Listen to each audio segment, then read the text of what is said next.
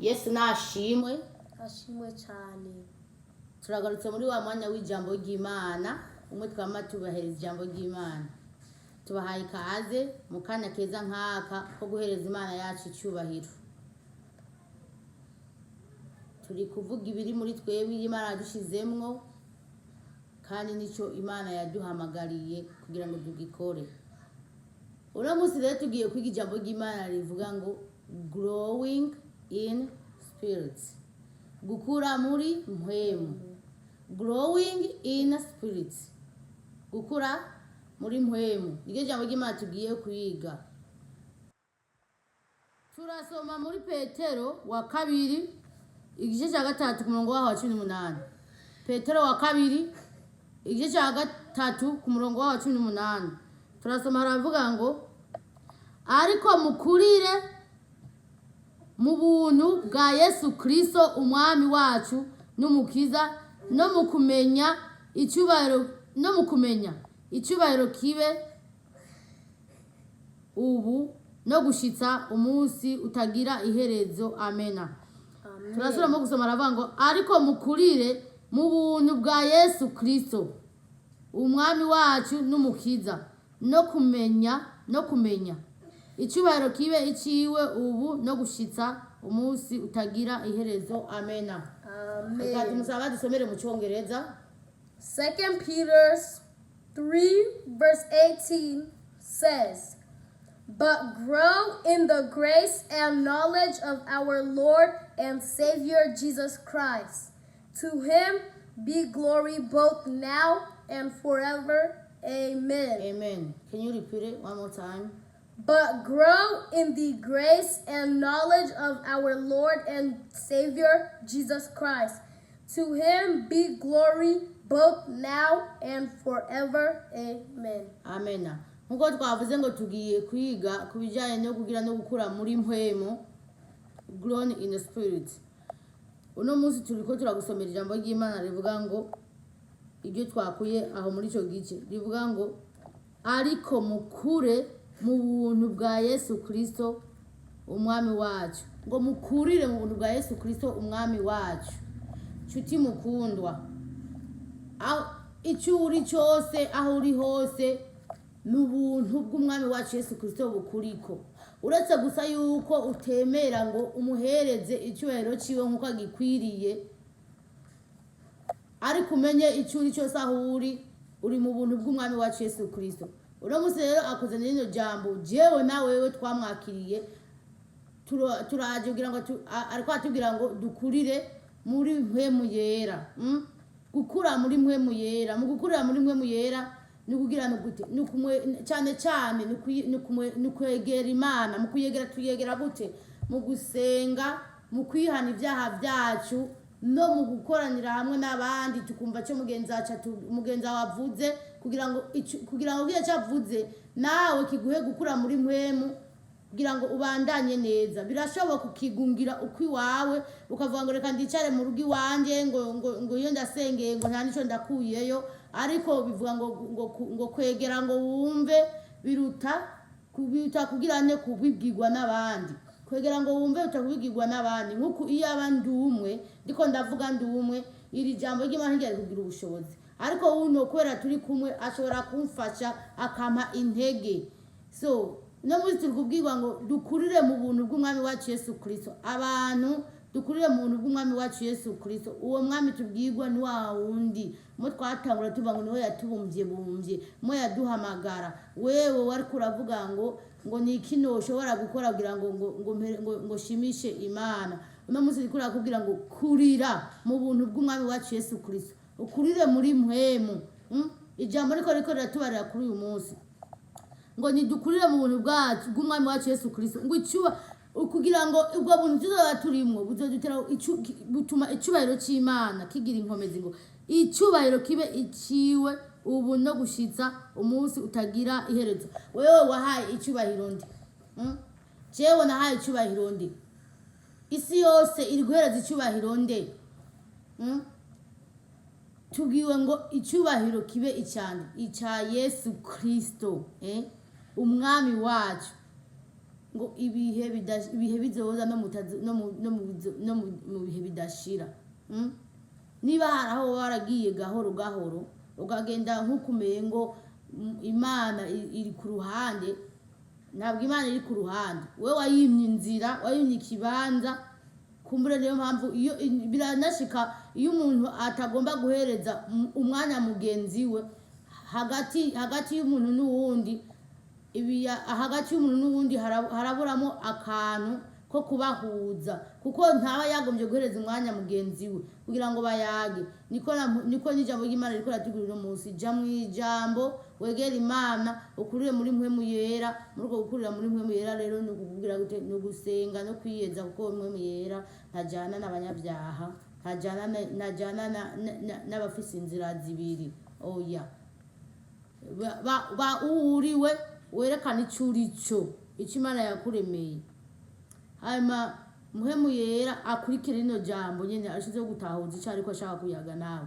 Tugiye kuraba ibindi bice bivuga kuri iryo jambo, reka twongere dusome ahandi hanyuma wumve ingene havuga.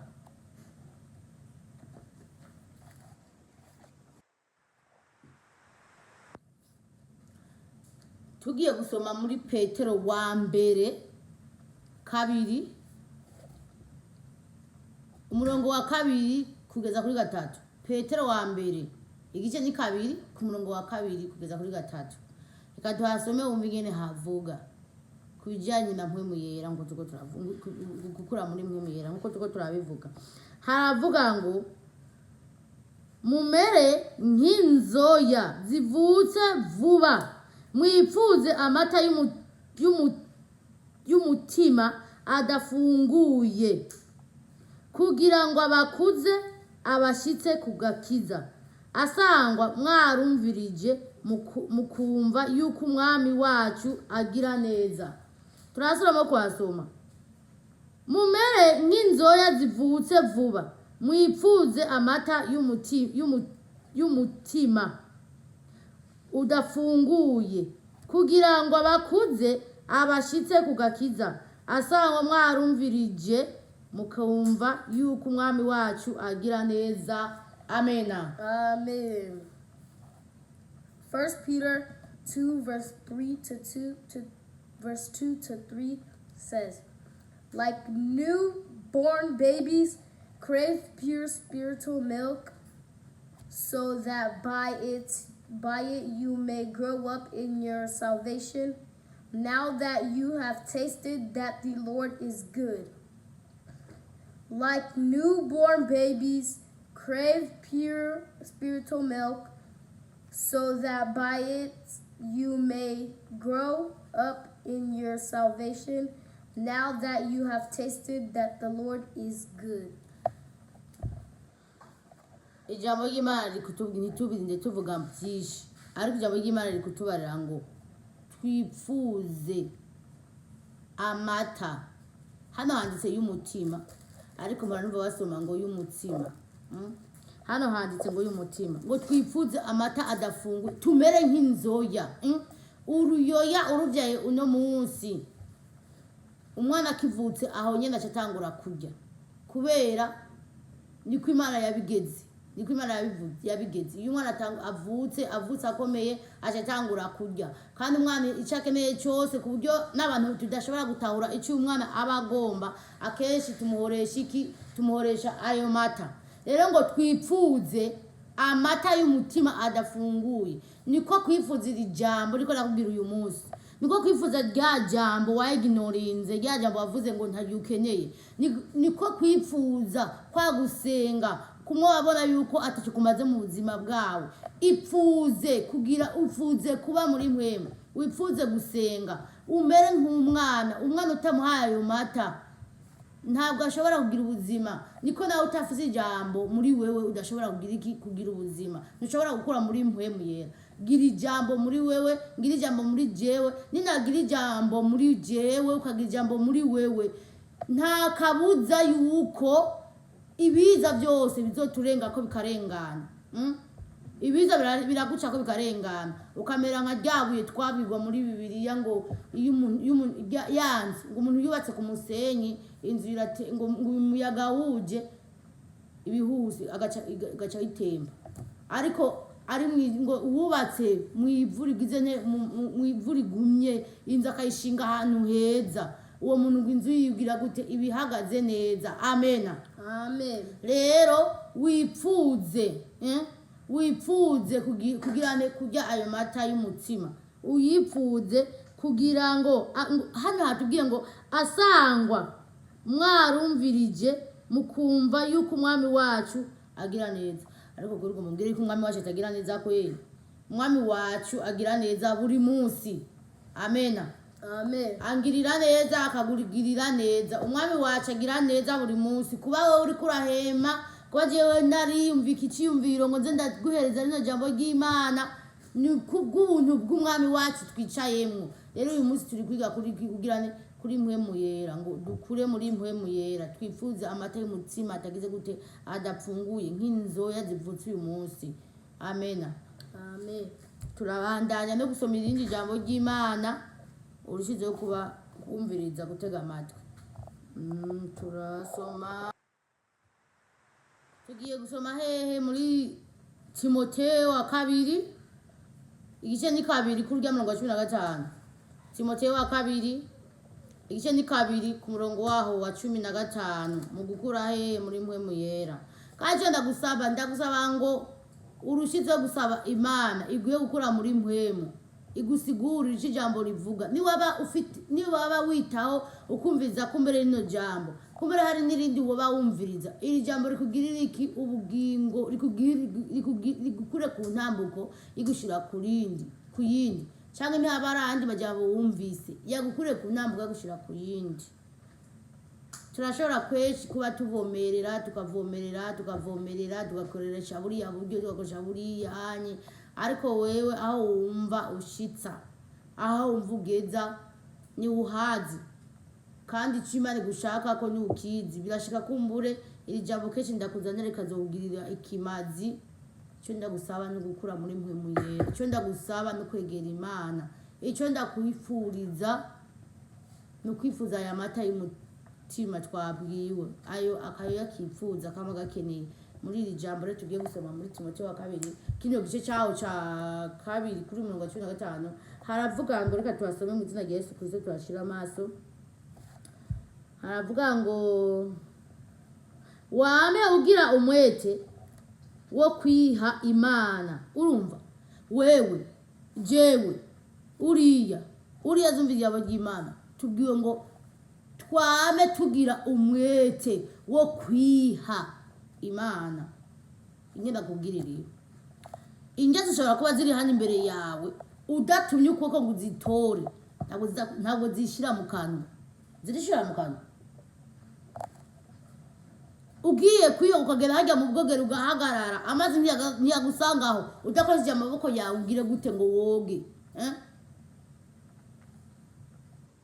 nicyo jambo ratubwira wame ugira umwete wo kwiha Imana wihe Imana nihe Imana birashika tukaba mu bunyantege tukaja mu bunyantege ariko uno munsi ndaguhanura mu izina ry'umwami wa Yesu Kristo ndaguhanurira muri ijambo ngugire umwete wo kwiha Imana nanje ngira umwete ugira gute wo kwiha Imana uko kwimana rero niko kwegera mpwemu yera niko gukura muri mpwemu wame ugira umwete ugira gute wo kwiha Imana. Reka tubazomahire haravuga ngo wame ugira umwete wo kwiha Imana nkuko wamaze kurama umukozi atarinda gutetegwa aramiriza neza mu ijambo ry'ukuri. Amena. Turasoma kandi wame ugira umwete wo kwiha Imana nkuko wamaze kurama umukozi atarinda gutetegwa aramiriza neza mu ijambo ry'ukuri. Amena. Amen. Somera mu cyongereza ujya mwana nawe avyumve cyangwa uri yavyumve birashika kumbure hakagira abana baze bitega amatwi.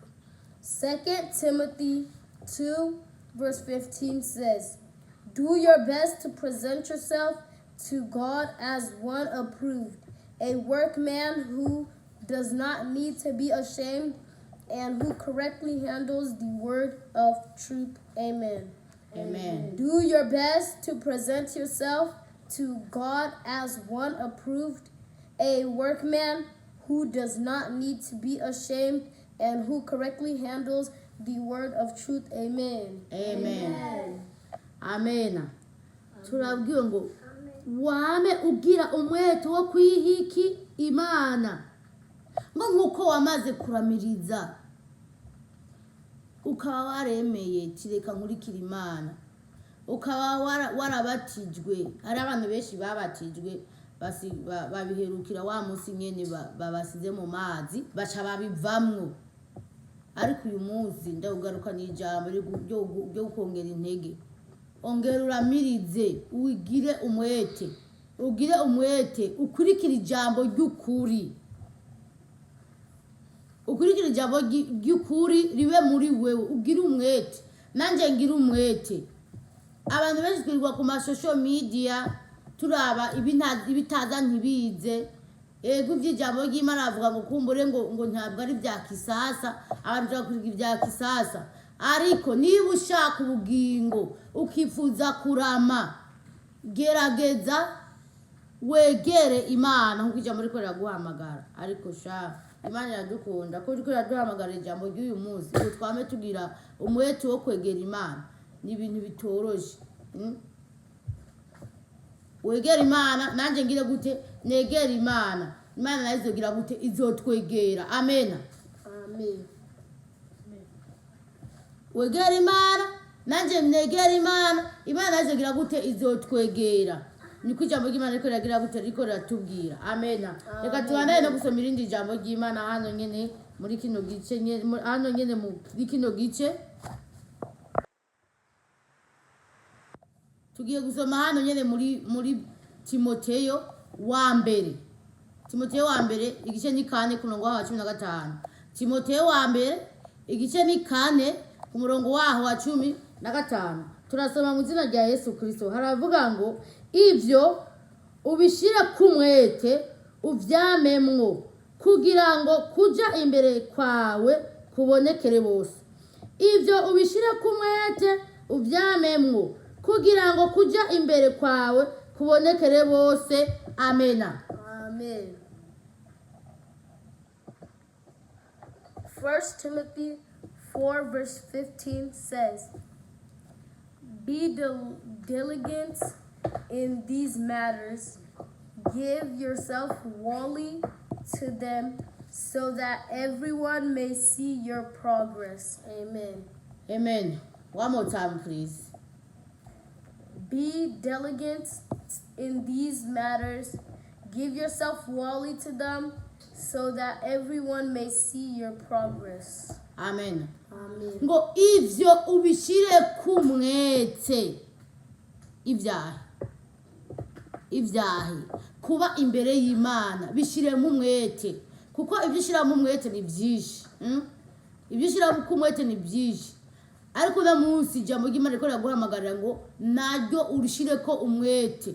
Tugiye gusomerwa ngo wame ugira umwete wo guba imbere y'Imana. Na hano turabwiwe ngo ivyo ubishire ku mwete uvyamemwo. Uvyamemwo. Je abantu barahantu wenze. Abantu umuntu ashaka kumubwira ati mugenzanje tuze gusenga. Akavuga ngo biyo ndasenge ngo arageze ko nduhuka. Abandi nabo kavuga ngo n'Imana iratanga ikonji. Ego iraritanga, ariko jewe bazokwame bakuzanira ibyo kurya bagushire ngaho imbere yawe umaze uno musi wikonje ryo kutarya ejo wikonje ryo kutarya hamuze uzurabe bikugira intege, uzurabe bikumva kukomeye, uzotegeza kugwara kumbure banagutwara no mu bitaro. Niko no kutagira ijambo ry'Imana muri wewe haba mpwemu yera hari cabuze. Rero tukure mu ijambo ry'Imana kugira ngo mpwemu yera abe muri twebwe, dukure muri mpwemu ngo tuvyamemwo. ngo tubishire kumwe tugire gute tubyamemwo kuba mu ijambo byamemwo ngo none gukura kwawe kuzobonekera bose. Amena. Amen. Niho no gukura kwanje no gukura kwawe kuzobonekera bose. Tube mu ijambo ry'Imana kugira mpwemu yera bikunde agira ikibanza muri jewe agurowing ngabo. Amen. Amen. Amen.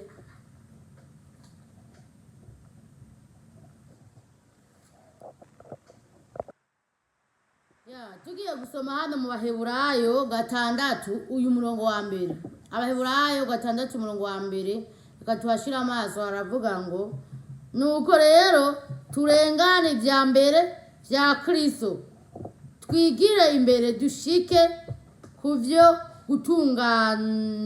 gutunganywa gose twoye gusubira gushiraho itanguriro ryo kwihana ibikorwa by'imfagusa no kwizera Imana. Iri jambo usabe mpwemu yera gusobanurira. Ushobora gukuramo ibindi iyi Bibiliya ni nini kandi benshi bayikotereramo. Ushobora ko nakubwiye amajambo menshi ushobora amajambo menshi ariko kumva hano onye havuze kuno ugaca witwara ko wigombera. Ariko ndagusabira mpwemu yera ngo gutahuza icyo twarakubwira. Reka tuhasome kandi ngo nuko rero turengane ibya mbere bya Kristo twigire imbere dushike kuvyo gutunganywa gose. Uri kurumva twoye gusubira gushiraho itanguriro ryo kwihana ibikorwa by'imfagusa no kwizera Imana. Uri kumva hano haratubwiye ngo kwihane gose nisho ijambo rindiko rigomba kutubarira. Ushobora kuba ugomba kuramizwa nkuko twabwiwe ngo yamata afunguye ukagomba kuguma wigishwa ariko ijambo rikora kubwira uyu munsi ngo ihane neza ushike kukwihana gushitse. Twoye ko amadusubira kwitanguriro noye ko amasubira kwitanguriro usubira kuri rimwe umuntu no musa kigishwa neja kigishwa no higeje kigishwa ariko agomba ngo yame aramizwa. Ijambo niko rikorera tubarira twoye rero kuramizwa ariko twihane gose. Nuko rero turengane ibya Kristo twigire imbere dushike kuvyo gutunganywa gose. Shika ku gutunganywa gose nisho ijambo rikorera kubwiye. Amen. Woye gusubira inyuma woye gusubira kwitanguriro ushike gutunganywa gose niko ijambo rikorera kubwira. Reka tumusaje somere mu cyongereza. Hebrews 6 verse 1 says, "Therefore let us leave the elementary teachings about Christ and go on to maturity, not laying again the foundation of repentance from acts that lead to death and of faith in God." Amen. Amen. Wabyumvise woye gusubira kwitanguriro ryo kwigishwa. Twasomeye ngo niba warumvise yuko Yesu agira neza umugumeko, niba warumvise yuko Imana iriho ega kwa mubibwirwa usubira kubibaza. Imana irahari iki shaka igomba kwigukoresha. Iki shaka igomba kuyukuyigira gute uyegera. Growing in the spirit, you have to be close to the word of God. Growing in the spirit, you have to be prayer. Ugasenga. Grow in the spirit, you have to be reading the word of God. Don't keep asking to go back to the kwitanguriro niko njambo ry'Imana ryatubwiye. Ukaguma ugomba gusubira kwitanguriro. Twabwiwe ngo dukure neza dukurire mu ijambo twoye gusubira ku vya mbere. Igice twagubateguriye uyu munsi reka dusenge naho kigerera hanyuma tuzobandanya gusoma ku byo kwiga gukura mu buryo bw'impwemu. Ndagusabira ngo mpwemu yararushizeho gute. Reka dusome iri jambo ry'Imana naryo riri hano muri Petero wa 2 kino gice cya mbere guhera ku murongo wa 5 kugeza kuri 8. Petero wa kabiri kino gice cya mbere guhera ku murongo wa 5 kugeza ku murongo wa 8. Muri uku gukura muri mpwemu icyo gisabwa gukora. Amena. Amen. Turasoma. Mbere kubw'iyo nyanduruko nyene ubwanyu mushiruke umwete wose, ukwizera kwanyu mukongereko ingeso nziza, ingeso nziza muzongereko ubwenge, ubwenge mubwongereko kwirinda, ukwirinda mukongereko kwihana, ukwihana mukongereko kubaha Imana, ukubaha Imana mukongereko gukunda bene data, ugukunda bene data mukongereko k'urukundo. Kuko namba mugira ivyo bikagwira bituma mutaba abanyabute canke ingumba kuvyo kumenya neza umwami wacu Yesu Kristo. Amena. Reka adusome ndetse kwasiramo kusoma ni yaheza. Amen. Soma. Petero wa mbere, Petero wa kabiri. Petero wa kabiri 5 kugeza kuri 8. Okay. 2 Peter 5. Wait, 2 Peter 1 verse 5 to 9 says, "For this very reason, make every effort to add to your faith godliness, and to godliness knowledge, and to knowledge self-control, and to self-control perseverance, and to perseverance godliness, and to godliness brotherly kindness, and to brotherly kindness love.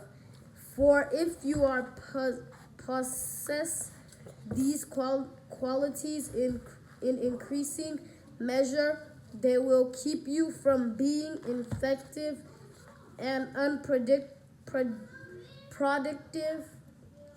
productive in your knowledge of our Lord Jesus Christ.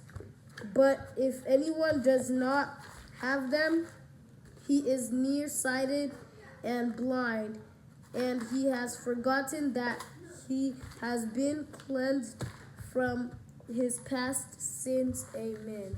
Amen. Agejeje ku murongo w'9 ariko je narageje ku murongo w'8 niho nagejeje. Turasoma ibyo tubwiwe ni turiko turiga kugira gukura muri mpwemu, to grow in the spirit. Muri uku gukura muri mpwemu twabwiye ibyo dukwiye gukora. Umviriza ngo ivyo wabwiwe ukwegera Imana ukabigumamwo nivyo uri kurabwirwa uyu munsi ngo hano icyo ukwiye gukora muri uko gukora muri mpwemu. Ibi birakenewe kubikora. Niba utagira urukundo ururondere, niba ubwenge bwawe ubukoresha ibindi bitagira ikimazi, emera nabwo ubukoreshereza Imana. Nicyo duha turabwiga uyu munsi. Turabwiwe ngo mbere kubw'iyo nyanduruko, iyo nyanduruka yo kwegera Imana, iyo nyanduruka yo kuba hafi na mpwemu yera, iyo nyanduruka yo kugomba kwipfuza wa mutima twabwirwa, ya mata twabwirwa, iyo nyanduruka yo kutazasubira inyuma, tugagarara mu vy'Imana neza. Ngo kubw'iyo nyanduruko mbere, kubw'iyo nyanduruko nyene ubwanyu mushiruke umwete wose, shiruka umwete wose. Ushirika umwete, ugira umwete wo kuba mu ijambo ry'Imana, ugira umwete wo kwegera Imana, ugira umwete wo gusenga, ugira umwete wo kuba hafi y'Imana. Nicyo ijambo riko ratubwira ngo ugira umwete wose, ukwizera kwanyu mukongereko ingeso nziza. Niba wizeye ugire n'ingeso nziza. Abantu ntibakubone umwanya umwe umeze neza cyangwa uri kurababwira byiza, ariko mu wundi mwanya ukabahinduka ukaja mutagira ikimazi. Ijambo ry'Imana riko rakubwira uno munsi ngo ukwizera ukongereko ngo ukwizera oya ngo ubwanyu mushiruke umwete wose, ukwizera kwanyu mukongereko ingeso nziza. Niba wizeye wongereko ingeso nziza zibe zigire ishingiro abantu bagira icyo bakwamuyeko nanjye bagira icyo banyamuyeko. Twabwiye ngo niba twarumvise neza ko umwami agira neza ni iki ukeneye gukora. Niba warumvise yuko umwami agira neza ni iki ukeneye gukora. Wegera Imana ngo ingeso nziza muzongere ko ubwenge burakenewe. Ubwenge bw'Imana burakenewe kuba muri jewe na wewe. Ubwo bwenge nibwo butuma tutajya mutagira ikimazi. Ubwo bwenge nibwo butuma tugira growing up in the spirit.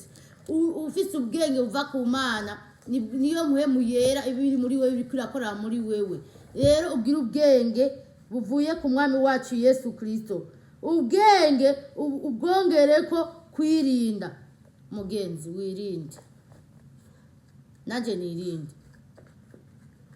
Ibidukwega muri iyi si ni byinshi, ibiryoheye amaso ni byinshi, ibiryoheye ubugingo ni byinshi, ariko icyo cyose cyoba kigutandukanya n'Imana ucirinde. Ube kure yacyo, wewe ube kure, ubigire nk'ibibambwe. Petero niko yavuze ngo ibintu byose ngo ndabibona nk'ibibambwe, ko yakiriye Yesu umwami n'umukiza wiwe. Nawe kuba warakiriye umwami n'umukiza, ibintu urakwiye kwirinda ni ikintu gikomeye mu bugingo bw'umwana w'umuntu. Kandi kwirinda zo kuvuga ngo uvuge ngo amajambo make, oya. Urashobora kutavuga amajambo make, ariko hakaba hari utundi tugeso mpwemu yera adakunda turi muri wewe. Urashobora kuba kandi uri umuntu uvuga amajambo menshi, ariko akagira umwanya wawe wo kuvuga ati narengeje. Ihane.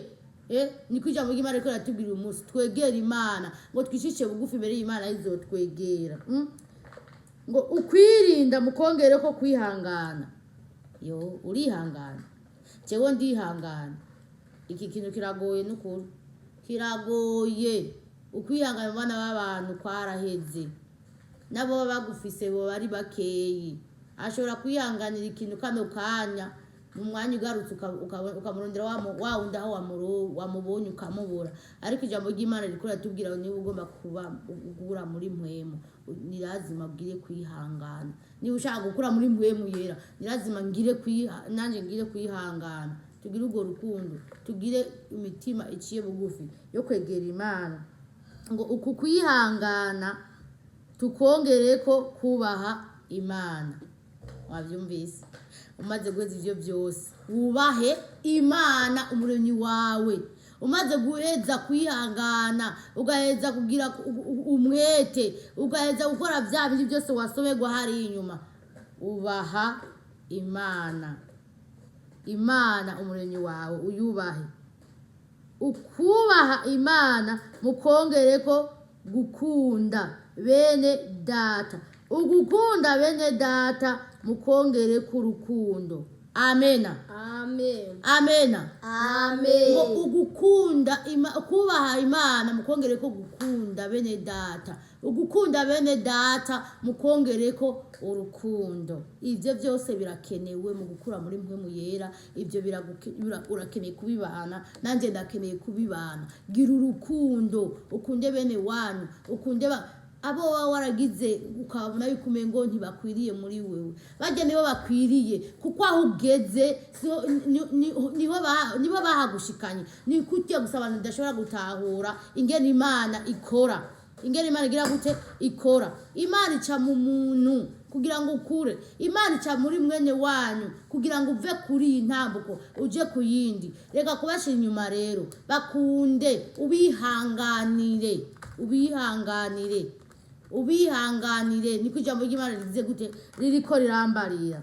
Uyu murongo w'8 ari wo wanyuma ni wo uce umbwira ngo kuko namba mugira ibyo bikagwira bituma mutaba abanyabute canke ingumba kuvyo kumenya neza umwami wacu Yesu Kristo. Umbe ndagusubiremo ngo kuko namba mugira ibyo bikagwira bituma mutaba abanyabute kuvyo canke ingumba kuvyo kumenya neza umwami wacu Yesu Kristo. Niba dukora ivyo bituma tutaba ingumba mu byo kumenya umwami wacu Yesu Kristo. Amena.